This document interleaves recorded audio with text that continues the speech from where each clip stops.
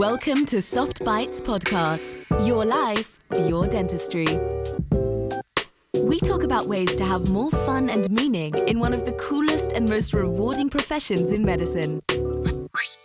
Conversations on how to bring awareness, create a healthy workplace, and provide emotional insights to make dentistry a fulfilling activity while making space for one's wonder, creativity, and freedom. Here are your hosts, Manuela and George Andre. Ta-da! Here we are again. Here we are again. Hello, everyone. Welcome. Welcome to the Soft Bites podcast. Hello, Andre. How are you? How are you, Manuela? I'm It good. seems like whenever I don't talk to you for more than 1 week, I feel there's something strange going on. And when I get back to you, I feel that I'm back on track again. So we were talking before we start recording, and you were telling me that you've been doing a lot of traveling. Yes. I was doing a lot. I've been over the last 2 months. I've been in a few courses. I've been in India 1 week. I've been in Spain. I've been in France.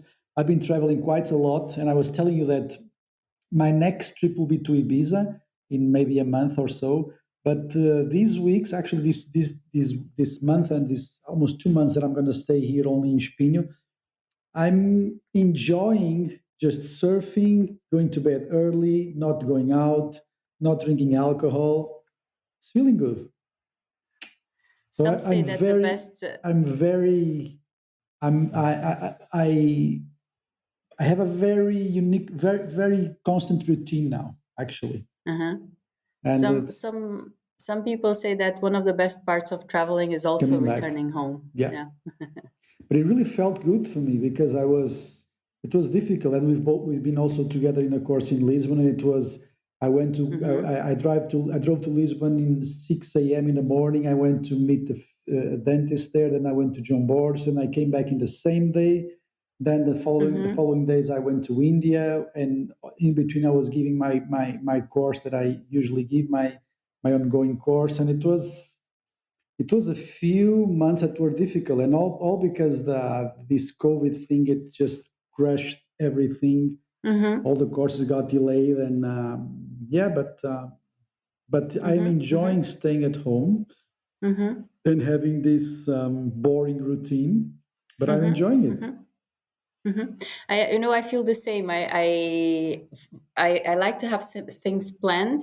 I like to know, and sometimes it's like you said, it's one thing, then the other, then you stay one day in a place, and then you have to take a train and then airplane. And I also have that.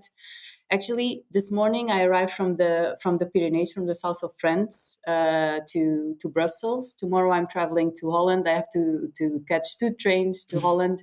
Then on Friday I'm giving a course during the day in a clinic, and then in the end of the day I travel back by train into Antwerp, and I'm catching back another plane on Sunday. So I have everything well planned. Yes. But then I like to have a space for where I can stay at home and recover, and having that boring routine, like you said. But it's not boring. It's when you really also plan your time ahead, and the more busy time, but you have time also to think about things, to plan things, and to really recover from all of that.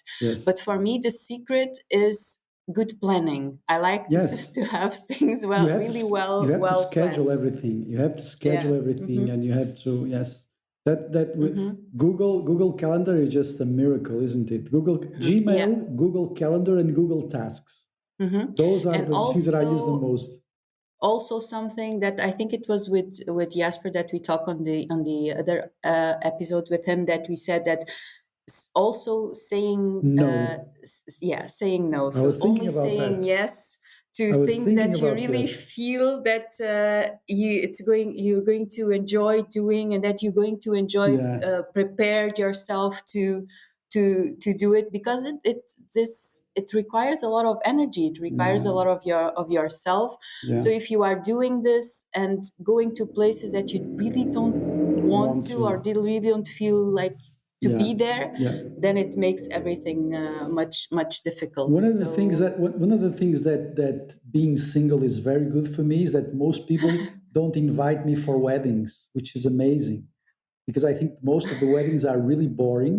So that's one of the things that I really don't even bother of saying no because I think that people, oh, he's a single guy, makes no sense bringing him to a wedding. So you think you it's amazing. Well, the very few that have the courage to invite me are really people that very close friends. But I I actually I have two weddings this year. One of my cousin in Brazil, which I'll be going in August. Another one of Paulo Carvalho, which is a colleague of mine. Those were I could not say no to those, and I would enjoy that. But the good thing is that it's good. It's no one invites me for weddings, and I like that Mhm. because I find that most of the weddings are really boring parties with with some boring activities. So I love that. I don't have to say no, but I have said no to quite a lot of weddings in the past. I said no because I don't I, like it. ac- I actually don't I tell them, remember look, I'm the happy. last I'm time I've happy. been in a marriage. Yes, I'm happy for you. I'll be more than happy to help you in any way. And I hope that everything goes okay. But just don't place me 3 hours in a table of six people that I don't know sometimes and talking about some and waiting for food that's most of the times I don't even like. Okay, next time someone asks you to invite you to a wedding, you say, okay, go listen to my podcast episode No, here. I but then explain this. they don't even invite me. Actually, they don't even invite me. Actually, I went to a Mm-hmm. wedding a few weeks ago, but it was a very small one and a very cozy wedding, and Mm-hmm. it was good. But most the typical wedding, please don't invite me, please. Yeah, I was telling you, I don't know the last time I've been in a wedding. I actually don't remember. It's not my, but maybe the I don't know. This would be another discussion, but maybe it's Yes. the traditional. I think it's outdated, like the traditional party of Well, weddings. I But think maybe that I'm. Some people yes. might feel offended with what I'm Absolutely, saying. absolutely, So yeah, absolutely. We have to, but I think respect comes both ways. You have to respect also yeah, people that yeah. That's find it. that the Mm-hmm. weddings are just. This is the feeling that I have. They do it because, of course, they want to have. Sometimes they want to have a, but they want to have a party with every people. But I think that there's a lot of showing off.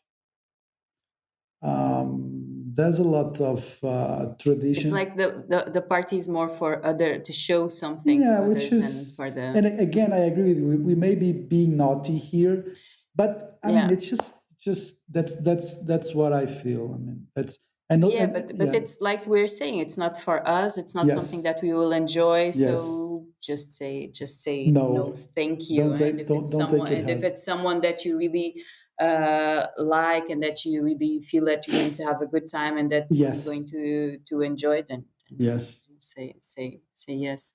And But advice, yeah. please make your adding more customized to yourself. Don't do what everybody True, else does. true. Don't do the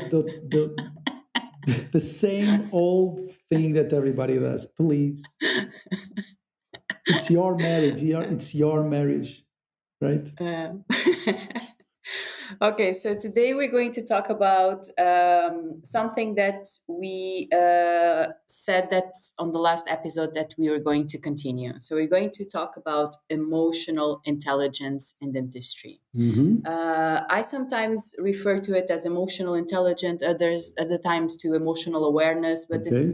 it's actually the same thing. So basically, emotional intelligence or emotional awareness is the ability to monitor our own feelings and emotions and to be able to notice them, to be able to discriminate among them, among our emotions, and also to use this information to guide our actions. So and this is based on self-awareness, and self-awareness is based on mindfulness, on paying attention. So this is something. Emotional intelligence is actually a skill that we can develop if we learn mindfulness. But this is very interesting because, and one of the things that I observed when I started teaching mindfulness to dentists, and that I actually also observed within myself when I start learning mindfulness myself, is that in general we have no self-awareness of our emotions while we are working, and of course this is due to the fact that we have a lot going on while we are working, right? So we have a highly demanding skillful work, technical skill work that we need to do in a short amount of time, and we are doing that work in a person's mouth. We are doing it usually with someone else next to us helping us, and there is a lot going on in that environment. So sometimes we don't have time to pay attention to what's going on in ourselves.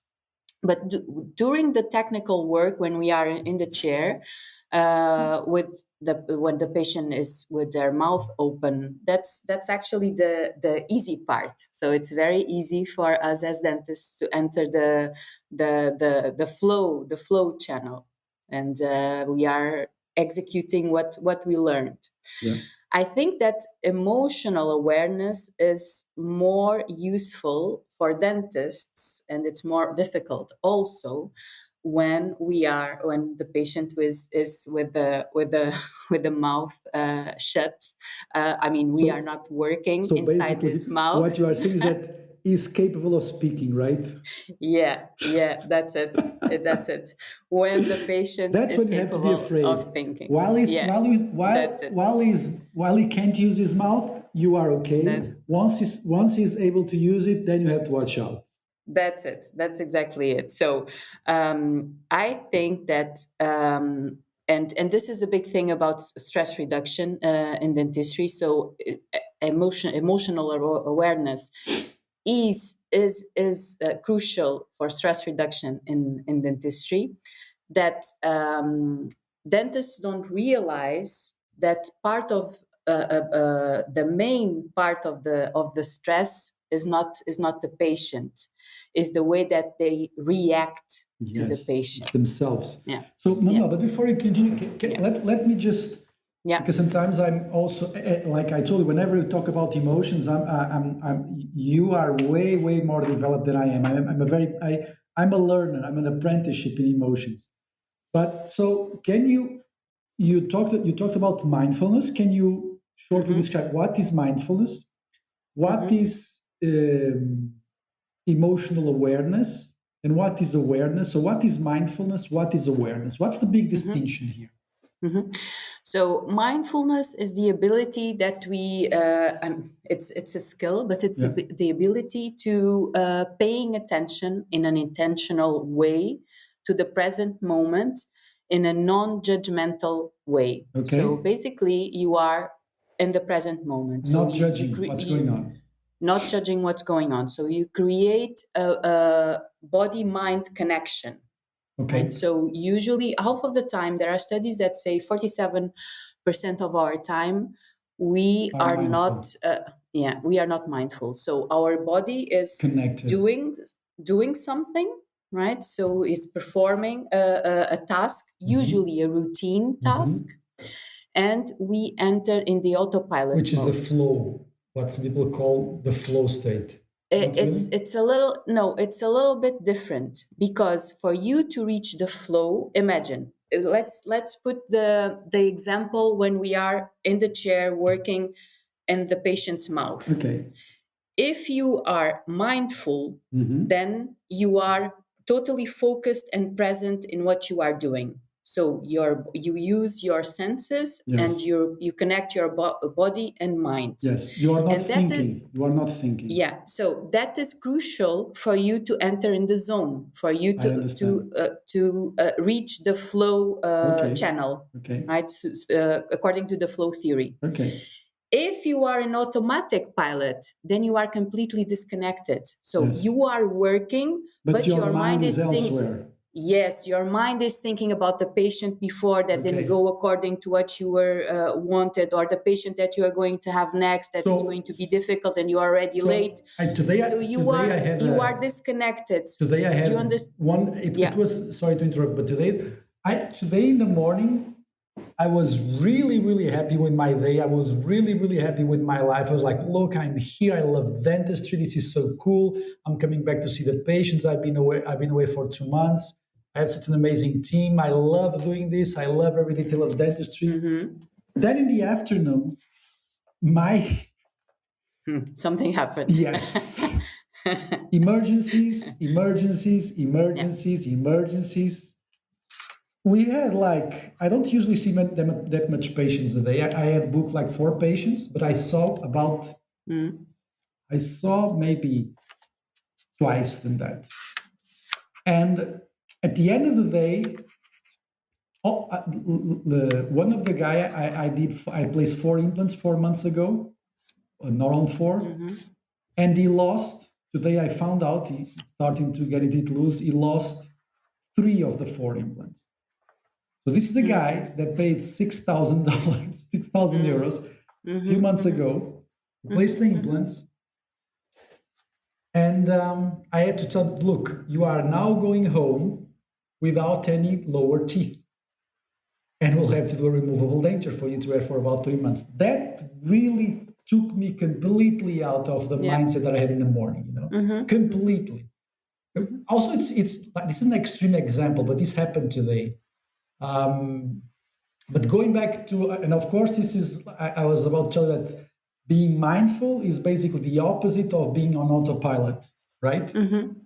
But there's an even worse state, which is like being stressed, like being triggered, which is what happened to me today. But before you go on, so you have mindfulness, which is the opposite of autopilot, let's say. Where does awareness come there? What is awareness? Awareness is the ability to know and to be aware, of course, of our own internal states, of our own preferences, of our own resources, and our own intuitions. But that's a thought process. That's something that involves thought. That is self-awareness.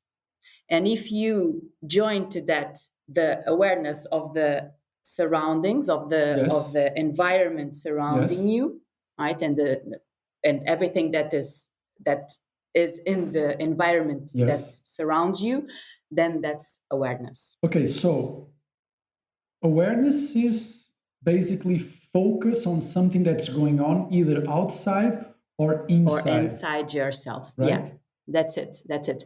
And emotional awareness is part of that self-awareness. So only if you have the ability to be mindful, so to be focused, to create that mind-body connection, you can then reach the state of awareness. So basically, if you are completely disconnected, if you just live inside of your mind, completely disconnect of your body, you cannot develop self-awareness. You cannot.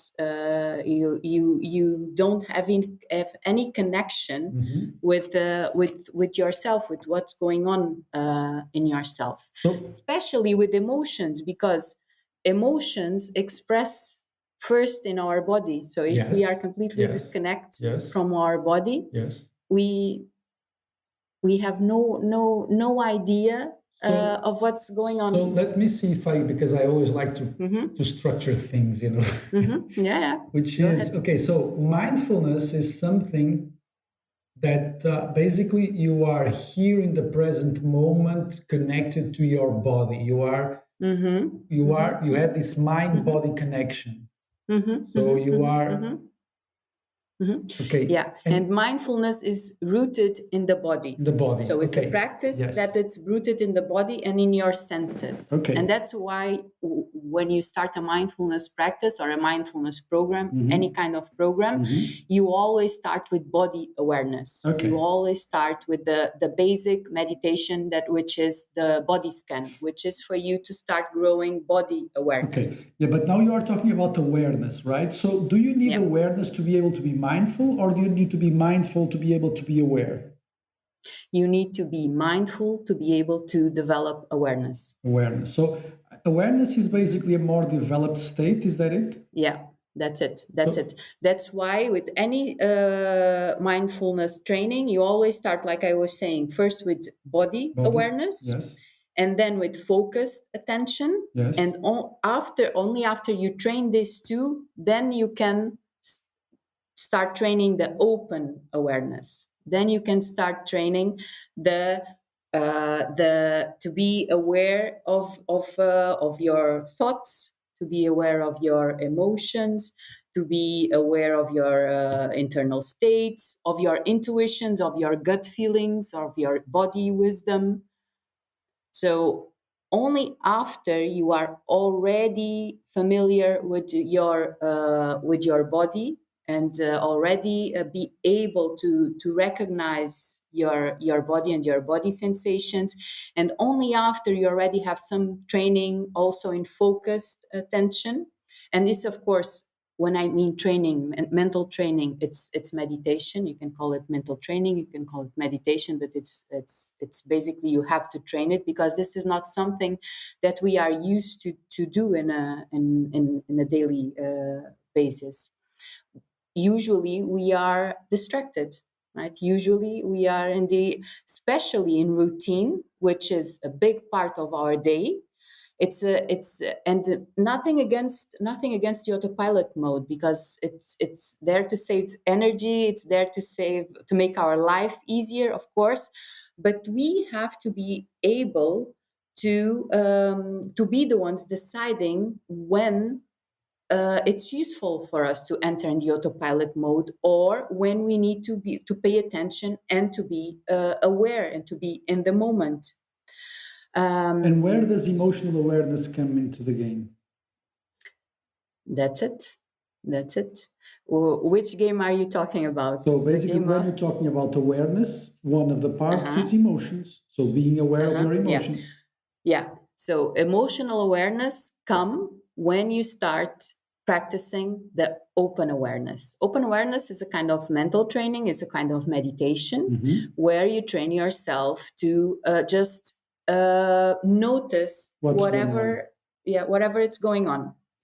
Part of what's going on, it's feelings, it's emotions, and you start to identify, and you start to realize not only emotions, you notice them, you label them, you give them name, and you anchor them into your body. You, for example, if there is anxiety, there might be like a knot in the chest. For me, it's in the throat. My throat shuts down. So you start to notice where your emotions express themselves in your body. So that's what you train in the formal practice. So that's part of the training. But then the real power and the real transformation of emotional awareness on our daily basis is that it enables us to bring the pause. You know, that pause that can make all the difference between us reacting, and if we can bring the pause and to respond in a wiser way, to take control of the situation. That's the power of because you were aware awareness. of that, because you could be aware of that. Yeah. But that pause, it's not easy. Yes, I was about to say that.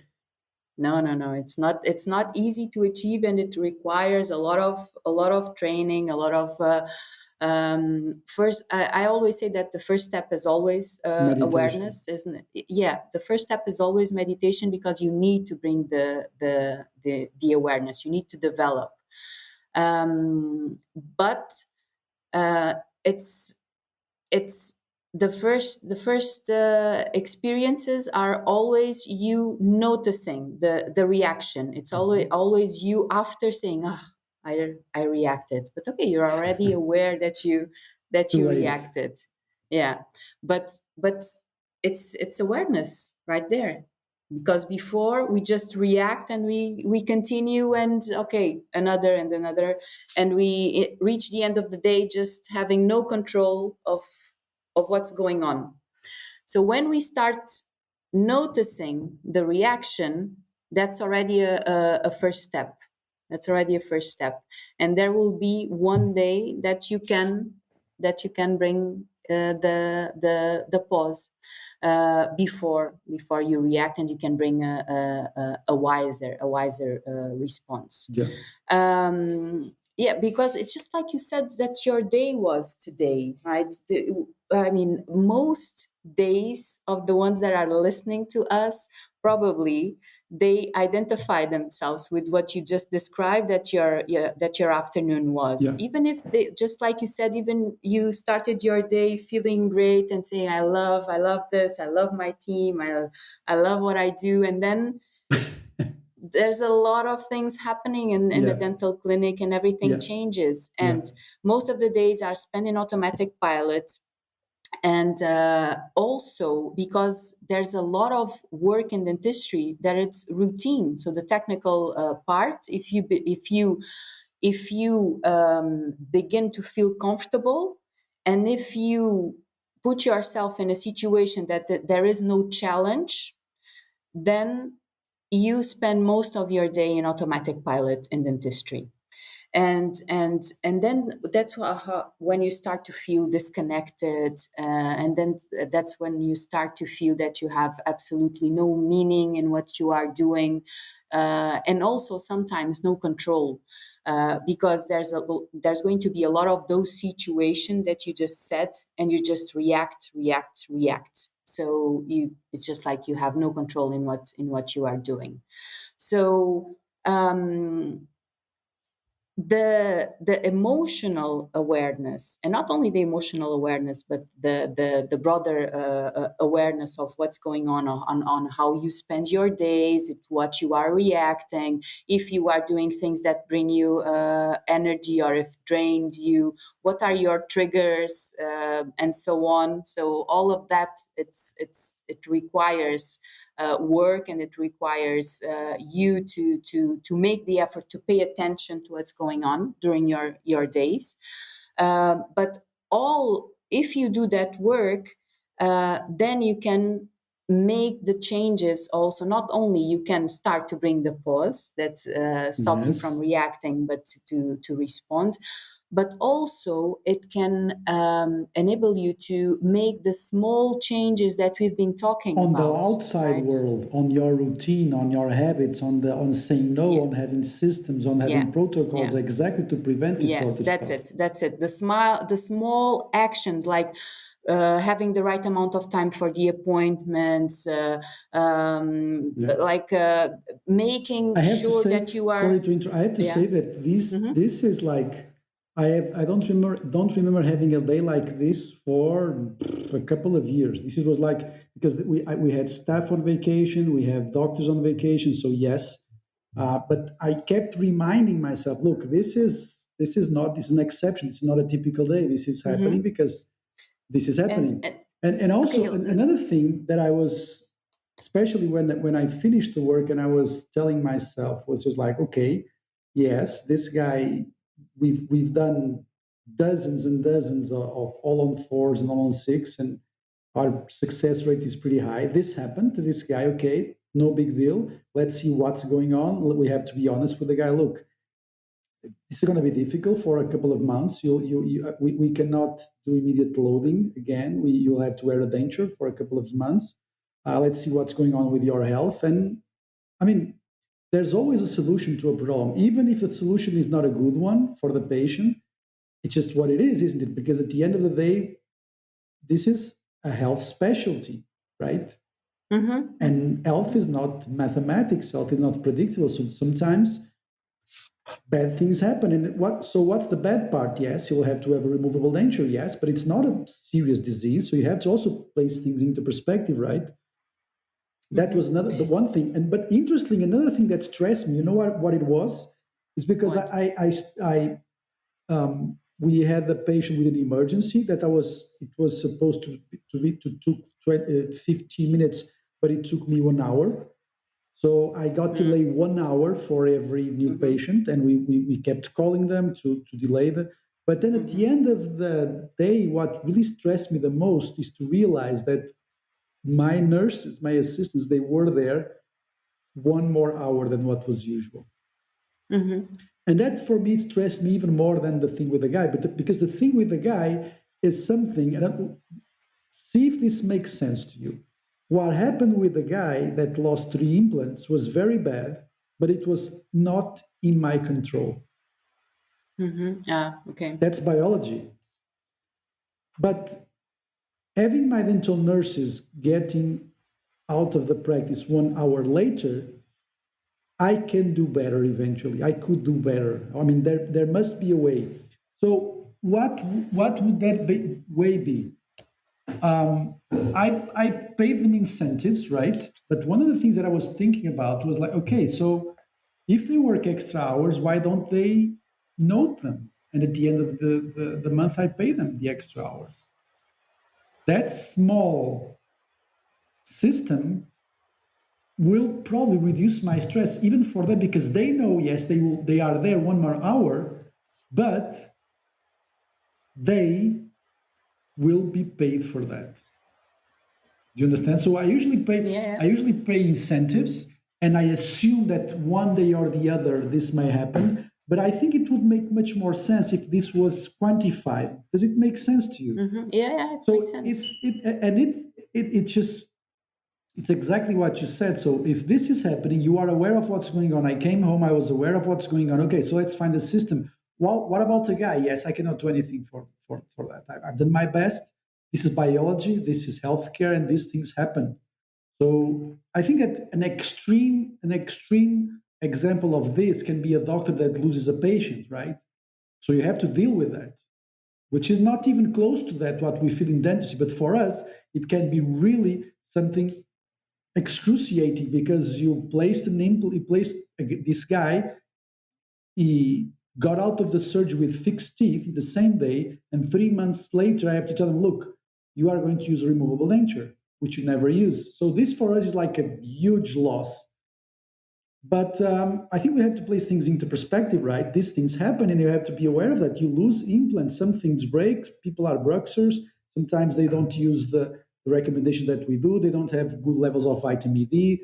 Their lipidic profile is not good, and we know this has connection with implants and stuff like that. So it's not in our control, right? But what you said is very important. So you are aware of what's going on. So what is the system that you are going to apply to be able to reduce the stress of everybody when there's these sorts of days? The stress for them and the stress from, yes, they are leaving late, but they will have 1 extra hour as well. Does it make sense to you? Yeah, it makes sense. You said a lot of things that I was taking notes, but it totally makes sense.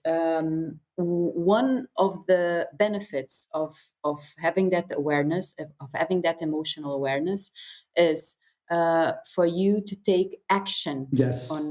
To So it prevent serves it. because emotions are information, Yes. and that's what we need to understand. Emotions are valuable information because I don't know, in our society, Antonio Damasio says this Yes. in his books, that it's like we don't value emotions. It's like we have no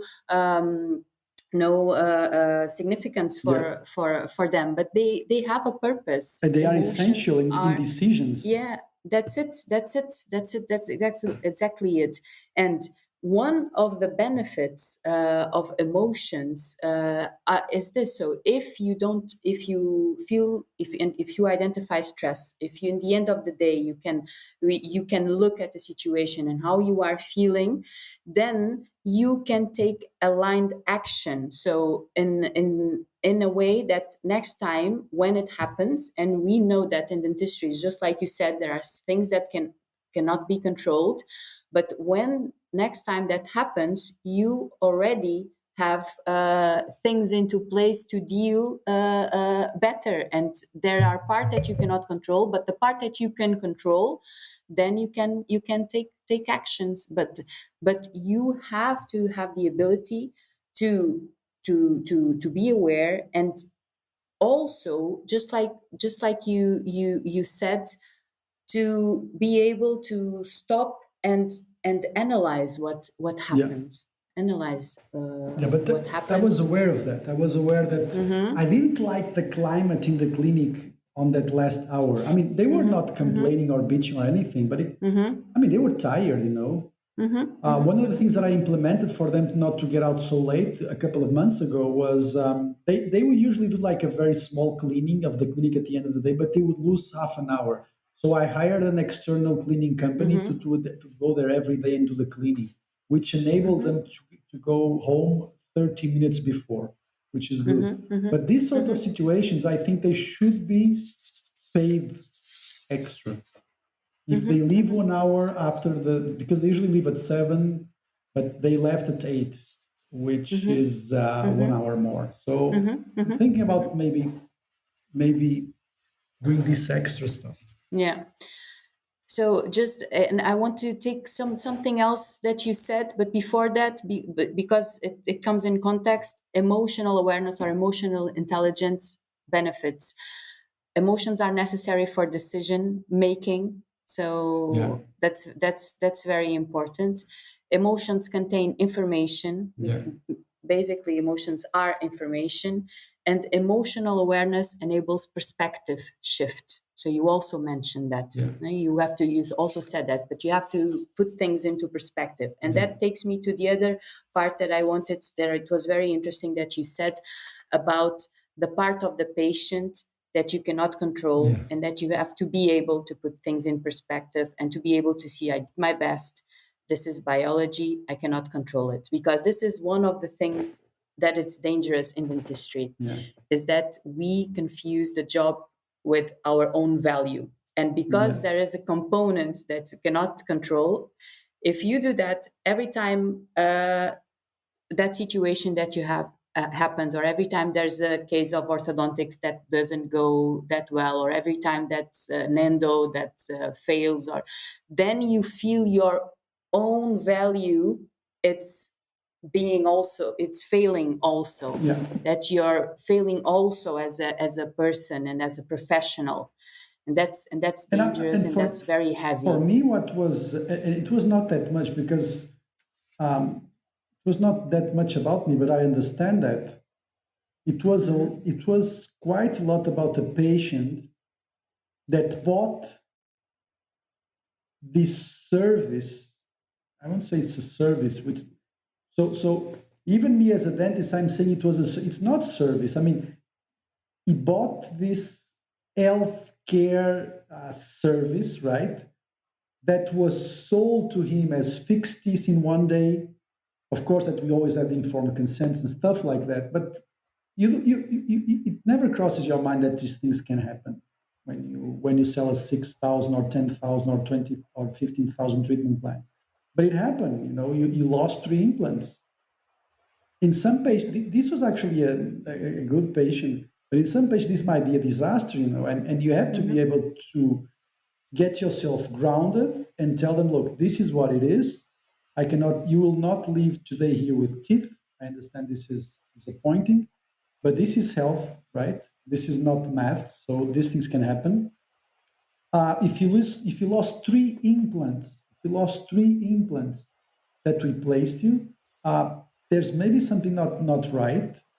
We have to look at we have to do some tests and some exams. Look at your cholesterol, look at your vitamin D, look at your immunology. Let's see what's going on, because this is not common at all. So if we lose one implant, that's one thing, but to lose three, there's something that we need to see exactly what is going on, because this is something that is not normal, and you'll have to be 3 months without your teeth. I'm sorry about that, but that's the safest way to go. I'm going to do a removable denture. We have still one implant which is going to hold it more or less, but it's danger. I cannot rely on this implant to because we may damage it. But yes, you will be wearing a removable denture, which you never wore before in your life, for 3 months. And I'm sorry to tell you that, but this is what it is. And this requires some coldness from your part, isn't it? Yeah, yeah, This yeah. requires some, because I think this is almost as similar as to a doctor says, look, you've to someone that is close, look, you this patient, we couldn't save him, right? And this is something really heavy. And if you play things in perspective, actually in dentistry, our life is much easier. But the thing is that we sell these dreams to patients like everything is perfect. Again, that thing that I used to tell, which is we are being very close to hairdressers and not as much as doctors, right? So people, they grab that promise that you gave them of fixed teeth, of beautiful smiles. You grab them, and it's like you are selling them an object, and then you don't deliver that object, which is something that I think that we need to place aside. I mean, you are treating people. People have unpredictable biology, and you also need to be aware of that whenever you are doing a treatment plan. So don't sell it as everything will ever be okay. Just you have to be honest with the person, but also you have to be able to tell them, look, this did not went well, and we are here to fix it. Of course, you will not be financially uh, be. We are going to do a fair financial trade with you. Let's say it. So you'll not you won't be, how do you call it? In Portuguese, we say prejudicado.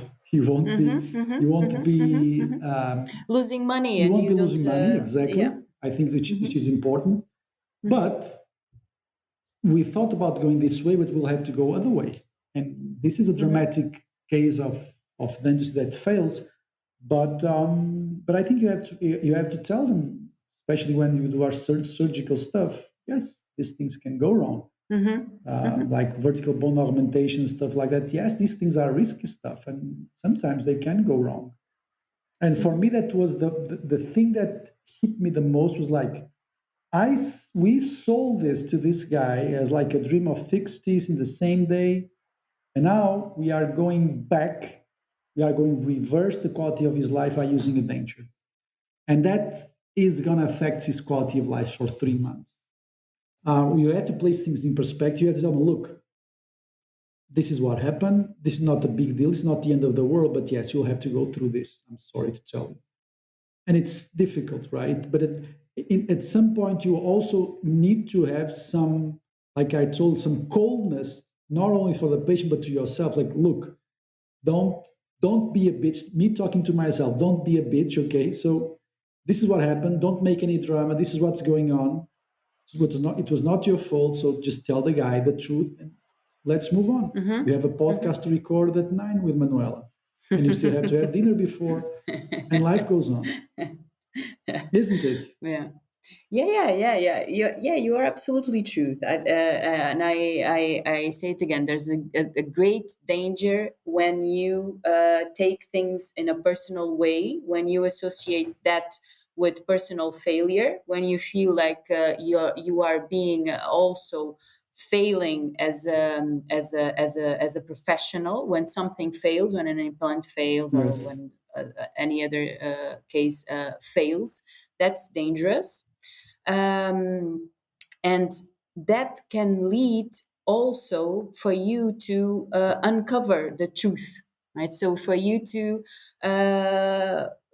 like going for not for the most the treatment that should be done. Like you said, it's cold, it's blunt, but it is what it is, and I'm Yes. helping this person, and we have to go through this Yes. in order for us to achieve in the long term Yeah. the best, what is the best for him. Yeah.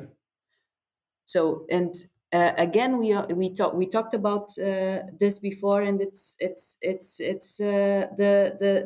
the thing in dentistry where you have to of course have empathy, but you need to bring the action, and the Yes. action has to be always aligned to with the best thing in the long term to help Yes.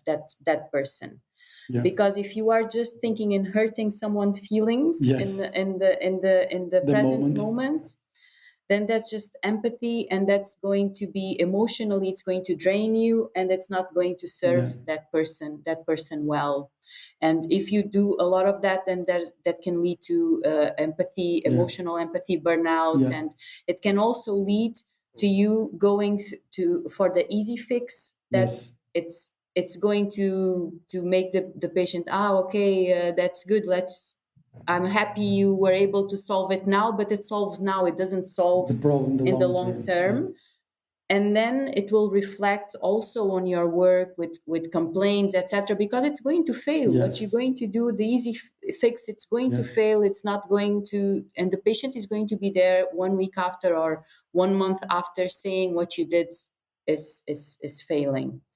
So it's very important what you said, um, because it's not easy and requires some even some training, because I think that no one is Of course, it is requires taught to do this. experience. It requires Yeah, yeah, failures. that's it. Experience. It Yeah. requires experience, but it's the right way to deal with these situations. And also, in the end of the day, you being able to, just like you said, to bring that awareness that it's not your fault. You did your best.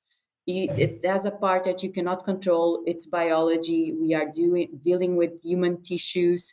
Let's understand also what failed is, if something is going on here that provoked this, and to be able to detach yourself from Yeah. from from that. It's very important. It's very important to always learn also with the situation, and to not take things personally. But another thing that I wanted to ask you, that I had here in my notes, is during the day, so during the afternoon, when you felt that you were in a stressful, unusual afternoon, just like you said, you didn't, it's not your usual way of working, but sometimes it Yeah. happens. How did you feel during the afternoon? Always I felt with what 1 hour late? How were you able to notice, even physically? How were you? I feel it. I think in my shoulders. That's what I feel it. Mm-hmm, My mm-hmm. and I just felt I think if it wasn't for this bad news of having lost 3 or 4 implants, I think the level of stress would be like acceptable. It was just like you begin with an after emergency, emergency, emergency, emergency, and then when you think you are not having a good day, the guy Mm-hmm. says that my lower bridge is getting loose, and I say, well, just come here and I'll just screw it. Sometimes it happens. Mm-hmm. But no, 3 of the implants got lost. So you never. So you are having this bad day, and all of a sudden it's like, right? Mm-hmm. So you are here. Okay, it's late. You are 1 hour late. You have to tell this guy bad news. Your assistants will leave 1 hour late, and you have to deal with all that chaos, and you have to. I think there's a mix of. There's a mix of, okay, one thing, yeah, I can do better than this. I need to organize myself better than this, number one. And there comes the nurses part, which is, okay, if they work longer, Mm-hmm. the system automatically pays them more. Okay, Mm-hmm. that's number one. Number two is You have to reach to a point that you have to say to yourself, look, no matter what happens, I still need to find fulfilling and happiness in the moment, because at the end of the day, this is my life, right? This is my I am living in this reality, right? So I have to take the best out of this, and I'm not going to I'm not going to ruin it myself more than the outside things that I cannot control. So whatever I can control, I'm going to do my best to be able to handle this and to be able to be happy and to be able to reach home and have a quiet meal and be with friends or something. So I think that you have to place things in perspective. You have to say, yes, this is happening, but I'm not going to let this ruin my day. You have to be aware of that. Yes. But that requires experience, of course. That requires that, first of all, that requires the system again that you have made some past errors and you want to fix them, and the system is there for you. And just the fact that you have this system mentality will also tell you that, look, yes, if something is not right and if it's fixable, I'm going to try to fix it. That's also another point. But to answer your question, is like a mix of, yes, the stress, you feel that in your shoulders, and then you just reach a point like, this is like the worst thing that has happened to me in the last it's like the worst thing that ever happened to me in a patient, which is true. I don't think I have such a disaster in a patient ever. I never had something like that, which is coincidence that it happened exactly in the day of the podcast of emotional awareness, right? So I think it's you have to, yes, not let that ruin your day, because So not, you are living not a day, right? And these things they cannot take control of your emotions, and they cannot take control of you. Number two, you have to be able to see, well, what can I improve in the system to reduce the stress? And so if everyone knows they will get some extra money because they will leave an hour later, then also reduces the stress. And yeah, and then just realize that you have to be humble, and these things can happen, and you are human, right? And this is how you deal with it internally, I guess. This is I'm not gonna let this ruin my day, and I can do better. I can work for the systems to do better, and you need to be humble. I mean, this can happen. I mean, this is the way it is. You don't have to be Superman, right? This yeah. happened. It's not your fault. I know the patient doesn't Can may you not like it, but can you imagine living your days like all this, like no, that? no, disaster after disaster, no, no, no. Something was wrong. If we had this sort of failure rates, something was Can wrong. you imagine living and working your days based on that feeling of stress, based on that feeling of heaviness on your No, shoulders, completely tense, with no, your muscles no, no. tense, I think it are affects. completely locked, I think what closed. affects is my posture. My posture. Mm-hmm. I become less, and I become more, Mm-hmm. Mm-hmm. Mm-hmm. and I Yeah, become when we very. when we are when we are relaxed, we automatically are more creative. We are automatically are more connected. It's completely And different. I'm more direct. Sorry, I'm more direct with my assistants. Why? I always tell them thank you and please. Always, I always do that because this is my habit. But I'm more direct with them when I'm stressed. When you are I'm stressed. more. Mm-hmm. My tone Mm-hmm. of voice is like single tone, Mm-hmm. less careful. But there's always the please and the thank you there. Mm-hmm. At Mm-hmm. least it's not. It's And not. not It's not not. like they don't notice that I'm stressed, because they do. Mhm. I think they do. But Probably. no, I'm sure they do. But yeah, it's not something. It was impossible to live this way. And I think the trick for that is to delegate as much as possible, Mm-hmm. and Uh, also have a number of nurses that can reduce drama in the. and not wanting to transform this in a psychotherapy Of course, no, no, I'm session. liking it. I'm liking it. But I need can that. you? I Okay, need but that. I'm going.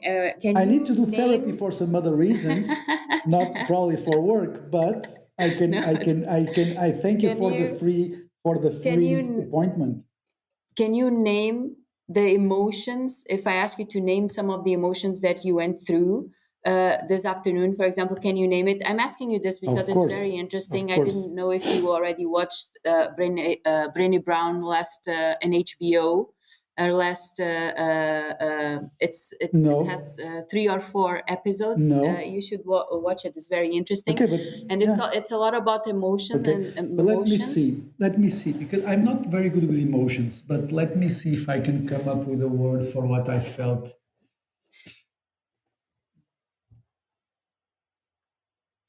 There was also one thing going on, which is one of the nurses, which she told me she was not going to get pregnant.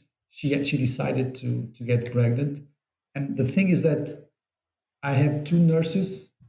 One of nurse, she was pregnant already. She was at home, and the other one that I additionally hired. I asked her, I know this is different. This is a delicate subject as well.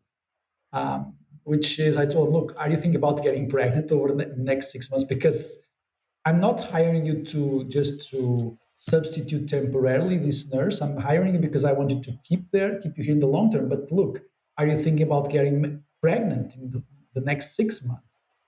And she said no. After 6 months, she said, look, I'm doing some appointments for fertility, and it's very delicate. It's extremely delicate subject. So what are the options here?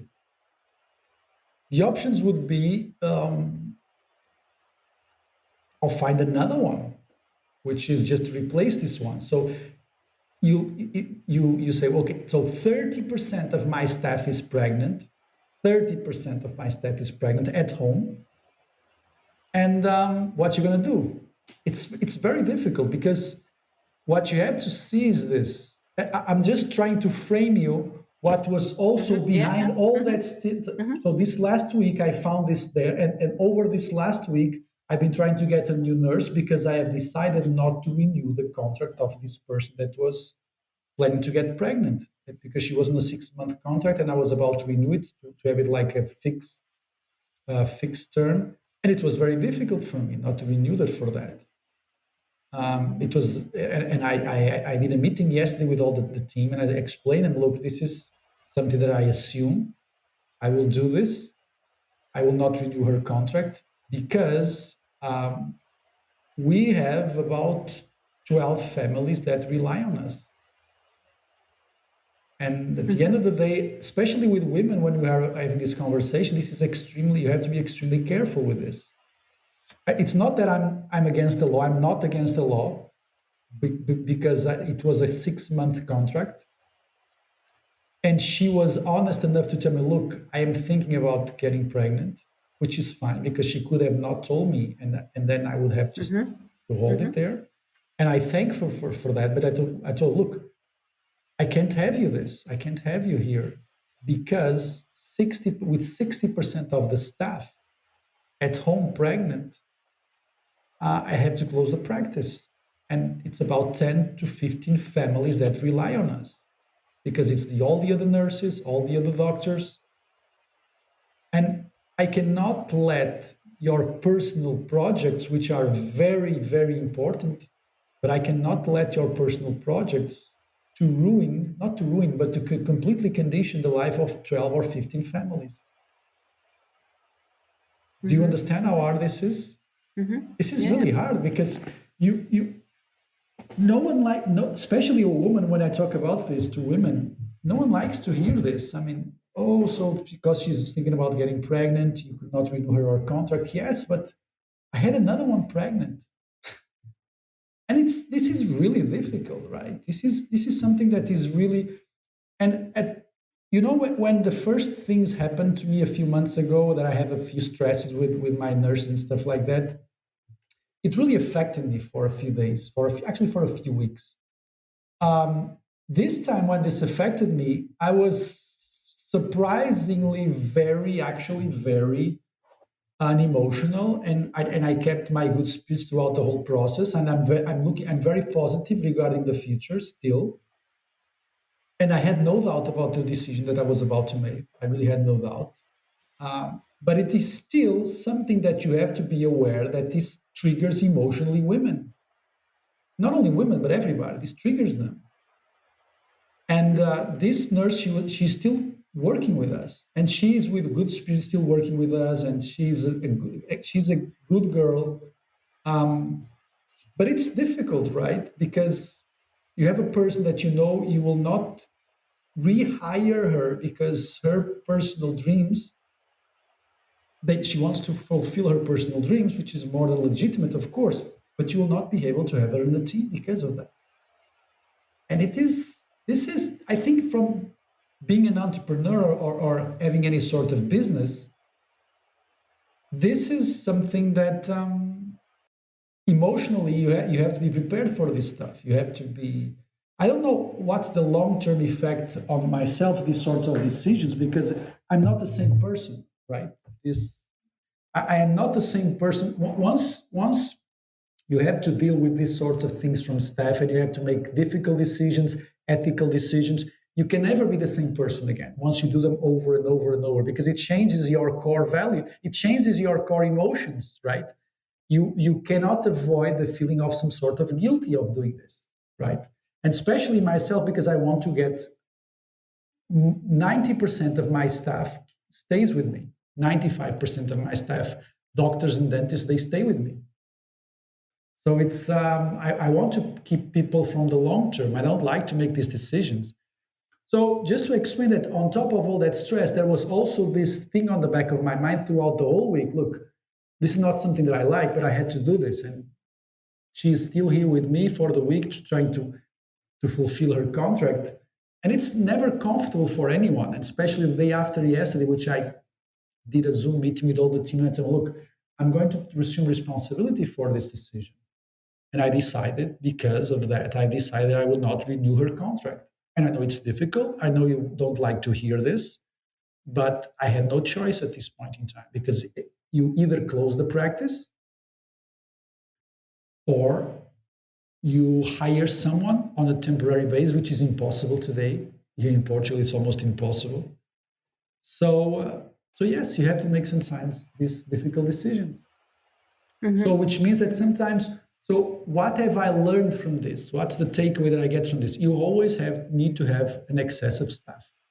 You always. And I have an excessive staff to accommodate one pregnant person, right? But I don't have an excessive staff to accommodate two pregnant persons. Or you can say, well, you can always hire men, which is kind of sexist, right? But it's, I mean, all these things, they add up.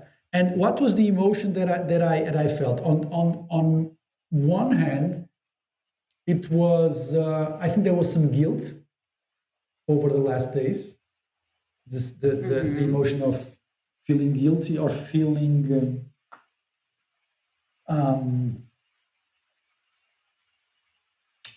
feeling insensitive, feeling guilt and feeling insensitive. And then for the stress for today is like, I don't know if this is an emotion, but the stress from the from this day exactly of what happened today. I would consider it as pressure, I don't know if it is an emotion, but just pressure.